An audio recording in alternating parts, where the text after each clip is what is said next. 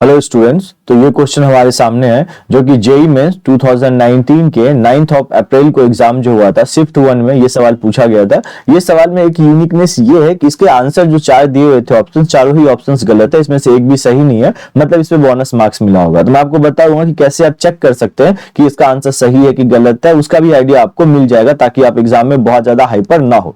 देखिए क्वेश्चन में पूछा गया है, in the density measurement of a cube the mass and the edge length are measured as this one kg and this one meter respectively. The error in the measurement of density, देखिए आपको measurement of density पूछ रहा है यहाँ पे error उसमें। तो सबसे पहले आपको थोड़ा बहुत तो आइडिया होना चाहिए कि डेंसिटी का फॉर्मूला क्या होता है। वो हमारा मास बाय वॉल्यूम हमारा होता है, मास बाय हमारा वॉल्यूम ये होता है। अच्छा, हमें गिवन क्या है, तो अगर आप यहाँ पे ध्यान दें तो हमें गिवन है मास हमें किस फॉर्म में गिवन रहेगा, m plus minus del m, यही तो एरर का फॉर्मेट होता है। तो देखिए अगर यहाँ पे ये वाली चीज गिवन है तो इसको क्या हम ऐसे लिख सकते हैं 10.00 प्लस माइनस 0.10 kg।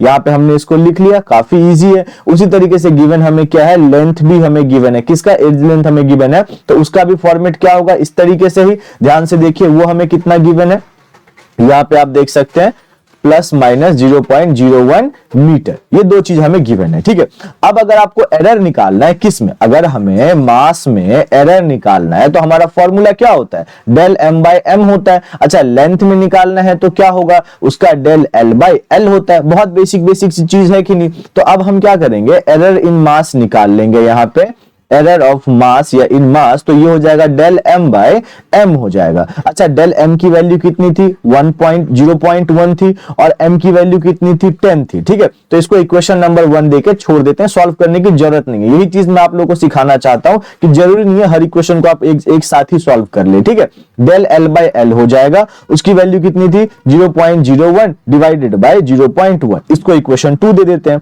अब देखिए density of the cube is given by, हमारा जो डेंसिटी होता है क्यूब का, डेंसिटी ऑफ क्यूब जो हमारा होता है इज गिवन बाय क्या हो जाएगा, देखिए r मैं लिख लेता हूं, यहां पे हो जाएगा मास बाय वॉल्यूम, जो मैंने पीछे आप लोगों को दिखाया भी है। क्या होता है, m by l cube, volume है ना। अगर एरिया होता तो l का स्क्वायर होता, अगर वॉल्यूम होता तो l का क्यूब होगा। तो यहाँ पे वॉल्यूम है, क्यूब का तो वॉल्यूम निकलता है। ठीक है, तो हम क्या लिख सकते हैं, हम लिख सकते हैं डेल रो बाय रो, यानी रो क्या होता है हमारा, रो रिप्रेजेंट डेंसिटी। ठीक है, तो हमें डेंसिटी का एरर निकालना है, जैसे कि मास को रिप्रेजेंट m करता है और लेंथ को रिप्रेजेंट l करता है। हमें इसका एरर निकालना था तो हमने क्या किया था, डेल m बाय m किया। इसका एरर निकालना था तो हमने डेल l बाय l किया, डन।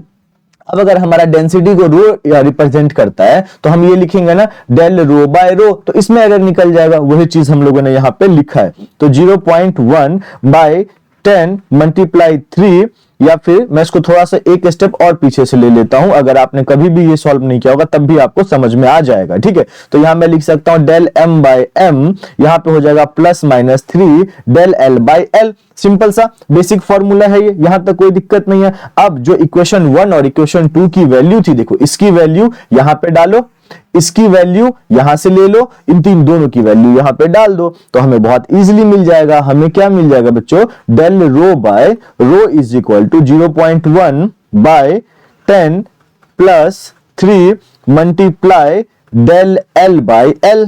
ठीक है, यहां तक समझ में आ गई बात, कोई दिक्कत। अब इसको सॉल्व करने की कोशिश करो। देखो यहां से अगर मैं इसको हटाऊंगा तो नीचे 100 हो जाएगा, मैं यहां लिख लेता हूं 100 प्लस। ठीक है, और ये l जो था, l का वैल्यू मैंने यहाँ पे डाला नहीं, l का वैल्यू भी हम लोग डाल लेते हैं। ठीक है, वो था 0.01 डिवाइडेड बाय 0.1। अब देखो अगर आप ध्यान दो तो हम क्या कर देंगे, इसको आगे सॉल्व करेंगे तो 100 बाय 3 बाय 10 ये हो जाएगा 31 बाय 10। ठीक है, एलसीएम ले लेना आपको, ये 100 एलसीएम ले लेना, आपको समझ में आ जाएगा। ठीक है, तो यहाँ पे del rho by rho is equal to हमारा हो जाएगा 31 बाय 100, और इसको अगर आप सॉल्व करोगे तो 0.31। ठीक है, तो डेल जो हमारा और ये जो हमारा है, अब आप पूछोगे सर इसका यूनिट क्या होगा, तो ठीक है, इसका जो यूनिट होता है ना, ये यूनिट लेस होता है, ठीक है, ये हमारा यूनिट लेस होता है, जो डेल रो बाय जो हमारा रो होता है वो यूनिट लेस होता है। क्यों? क्योंकि देखो सेम क्वांटिटी है, ऊपर में भी जो होगा नीचे में होगा, दोनों एक दूसरे को काट देगा। अगर मैं बोलूं